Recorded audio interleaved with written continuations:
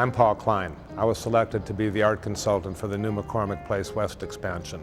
We decided to use solely Chicago and Illinois artists for this project. There are approximately 50 works of art in this building by 30 artists. The works of art range from 8 by 10 feet to as large as 10 by 100 feet.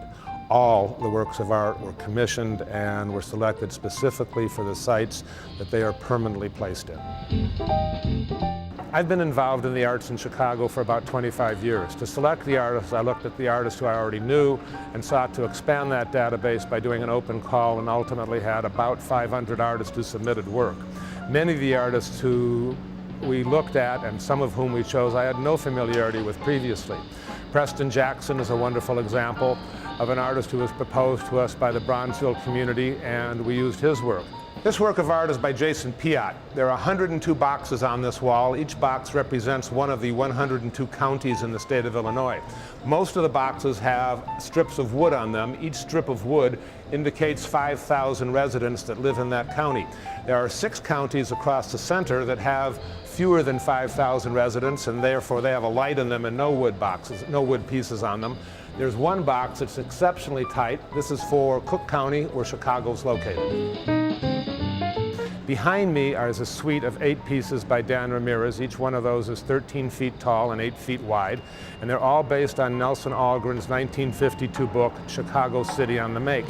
There's a William Conger painting behind us that deals with Chicago as a center of commerce, and you can see lines and circles that allude to the highways, the waterways, the railroads, the commerce, the hub, the wheel kind of notion that Chicago and commerce spins from here. There's 4 photographs by Mark Hauser that deal with Chicago city workers, a policeman, a fireman, a garbage collector, a construction worker. There's a suite of 5 photographs by Scott Fortino that address Lake Michigan, the influence of the lake, the edge that's there, the horizon, and I find it fascinating that besides being a consummate artist, Scott Fortino is also a full-time Chicago cop.